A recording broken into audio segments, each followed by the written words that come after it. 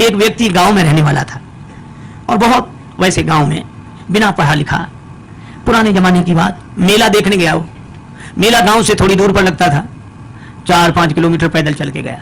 अब मेले में उसने तरह तरह की चीजें देखी, मेला पहली बार देखा था, बड़ा खुश हो रहा था। गांव का रहने वाला आदमी इतनी देर में घूमते हुए गया तो एक जगह उसने शीशा देखा, दर्पण, ऐसा आदमकद शीशा जो उसने देखा। तो शीशे में उसने स्वयं को देखा। अब वो ये नहीं समझ पावे कि हम ही हैं। अब शीशे में जैसे इसने देखा तो ये मुस्कुराया और हाथ जोड़ के बोला, भैया राम राम। तो उधर से भी मुस्कुराहट दिखी, भैया राम राम। इसने कहा, वाह वाह, बड़े अच्छे भाई साहब हैं, पहली बार मिलने में भी इतने प्रेम से। अब ये कहा, और भैया सब ठीक है? तो वो भी ऐसे कहे। बस दुकानदार से बोला, ये भाई साहब कितने के दिए? दुकानदार ने सोचा चाहे कोई दर्पण समझ के ले, चाहे भाई साहब हमें तो पैसे से मतलब। बोले 2 रुपए के। तो मेले के लिए जितना खर्चा लाया था उसने 2 रुपए उसी को दे दिए और दर्पण हाथ में लिया। अब भाई साहब को बार बार देखे, बड़ा खुश हो। कृषक एक शीशा ले घर आयो, कृषक एक शीशा ले घर आयो, अपनों सो प्रिय साथी पाके हेरी हेरी हर्षायो। कृषक एक शीशा ले घर आयो, कृषक एक शीशा ले घर आयो। तन मन धन दर्पण पैवारे, दिन में केतिक बार निहारे, बार बार नतमस्तक है के बैठक में लटकायो। कृषक एक शीशा ले घर, शीशा लेकर आया, बैठक में लटका दिया। अब वो तन मन धन दर्पण पैवारे, दिन में केतिक बार निहारे, अपनों सो प्रिय साथी पाके हेरी हेरी हर्षायो। अब भीतर पत्नी के पास बैठे और थोड़ी देर में गए, अच्छा 1 मिनट अभी आया, फिर जाए, और भैया अच्छी तरह हो, बढ़िया है, फिर लौट कर आ जाए। और मन में सोचे, बड़े अच्छे भाई साहब है, न खाते हैं न पीते हैं और हमेशा मुस्कुराते रहते हैं, प्रसन्न रहते हैं, बहुत अच्छे हैं भैया, वाह वाह। फिर जाए, फिर आ जाए। अब दिन में 2-3 बार ऐसे ही करे तो पत्नी को लगा कि पहले तो ये कभी ऐसे जाते नहीं थे, ये जाते कहाँ हैं? ठीक है, ये जब बाजार जाएंगे तब मैं देखूंगी। वो गए कहीं बाहर घूमने, पत्नी गई देखने कि देखूं तो क्या ये बैठक में क्या है जो बार बार। अब पत्नी गई तो वहां तो शीशा था और शीशे में जो पत्नी ने देखा तो उसे अपनी शक्ल दिखी। पत्नी बड़ी नाराज, मैं समझ गई इसी की वजह से आता है। अब इसने मुक्का ताना, दांत कट रहा है, चू चू, तो उधर से भी मुक्का ताना, दांत कट कर। बस संभ्रम चली आई घरवारी, सन्मुख सुंदर नारी निहारी, आए गई है सौत हमारी, क्रोध हृदय में छायो। कृषक एक शीशा ले घर आए। अब उसको बड़ा क्रोध हमारी सौत को ले आया है, इसी की वजह से आता है। और बस भाग पड़ी, बस मैं न रहूंगी, बिसखे हो या डूब मरूंगी, बिस खा लूंगी, मर जाऊंगी, कुएं में गिर जाऊंगी, बस रहूंगी नहीं, मैं तो अभी जाती हूँ चाहे जो कुछ हो जाए। और रोना शुरू किया तो धाई सास बहू रानी ने कैसो रुदन मचायो। कृषक एक शीशा ले घर आए। उसकी सास दौड़ी, क्या हुआ क्या हुआ बेटी, क्यों रो रही है, बहू क्यों रो रही है?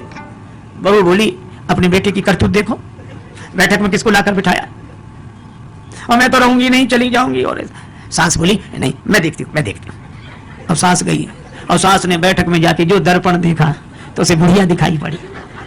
दिखेगी तो सास क्या बोली, अच्छा आप भाई राम राम। वो भी राम राम। क्षमा करना, बहू समझ नहीं पाई। फिर बहू को डांट कर बोली, क्या कह रही है तू? बुढ़िया है, वृद्धा माता, हमारी उम्र की है, सेवा के लिए लाया होगा। आई चली सास, तत्क्षण में वृद्धा दीख पड़ी दर्पण में। बहू से बोली, अरे बावरी, या बुढ़िया पर मेरो लाल लुभायो। कृषक एक शीशा ले घर आए। अब बहू कहे नहीं नहीं, तरुणी है, और वृद्धा कहे कि वृद्धा है। अच्छा दर्पण ऐसा जो सामने आ जाए उसी को दिखा दे।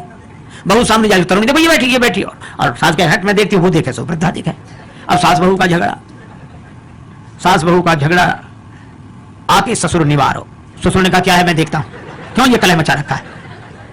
अब ससुर आया, ससुर ने कहा तुम दोनों अलग हो। और ससुर ने जो देखा दर्पण, तो उसे बूढ़ा आदमी दिखाई पड़ा।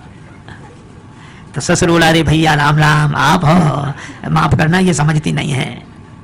दोनों को फटकारा, दाढ़ी वालों पुरुष देखते हैं, दोनों को फटकारो। ससुर बोला ससुर, अरी मूर्खाओ, धर के मानो देह लजाओ, मर न गई तुम नारी पुरुष को भेद समझ ना पायो। तुम स्त्री पुरुष का भेद नहीं समझ सकी। सास कहे नहीं है तो वृद्धा बुढ़िया है। ससुर कहे नहीं, बूढ़े भाई साहब बैठे। और बहू कहे नहीं, तरुणी है। अच्छा अब एक बात बताओ, इनमें कौन आदमी गलत बोल रहा है? कोई गलत नहीं बोल रहा है, पर प्रश्न ये कौन सही बोल रहा है? कोई सही नहीं बोल रहा है और कोई गलत नहीं बोल रहा है। इतने में वो व्यक्ति आ गया, गांव में गया था घूमकर। क्या है? मां बोली बैठक में किसको बिठाया है? वो बोला हमारे भाई साहब हैं। बहू बोली भाई साहब है। एक तरुणी को लाकर बिठाया। वृद्धा बोली नहीं वृद्धा है, और ससुर कहे, वो पिता कहे कि नहीं वृद्ध व्यक्ति है। वो कहे नहीं हमारी तरह युवक हैं। अब जो दर्पण के सामने जाए दर्पण उसी का चेहरा दिखा दे। अच्छा आप बताओ, शीशा से बनते शुभ दर्शन, तापे मचो घोर संघर्षण। और इसके हाथ में जाए शीशा, उसके हाथ में जाए, इसके हाथ में जाए, और ऐसे हाथों में जाते शीशा गिर गया, टूट कर टुकड़े टुकड़े हो गया। और जैसे ही दर्पण टूट गया तो दो बचे कि एक ही, फिर दूसरा कोई था ही नहीं, न भाई साहब, न तरुणी, न वृद्धा, न वो वृद्ध व्यक्ति, एक ही था और एक ही है और एक ही। देखो कितनी अद्भुत बात। इसी तरह वह एक अद्वैत परमात्मा ही है।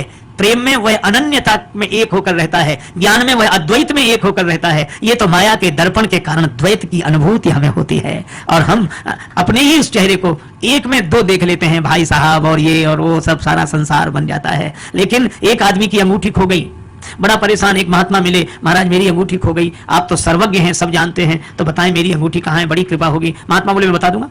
तो बताओ महाराज कहाँ रह गई? कुर्ते की जेब में है, तकिए के नीचे है, कि मकान में रह गई, कहाँ रह गई? अंगूठी मिल नहीं रही। महात्मा बोले अंगूठी कहीं भी हो, पर जहां भी होगी सोने में ही होगी। अंगूठी सोने से अलग हो ही नहीं सकती।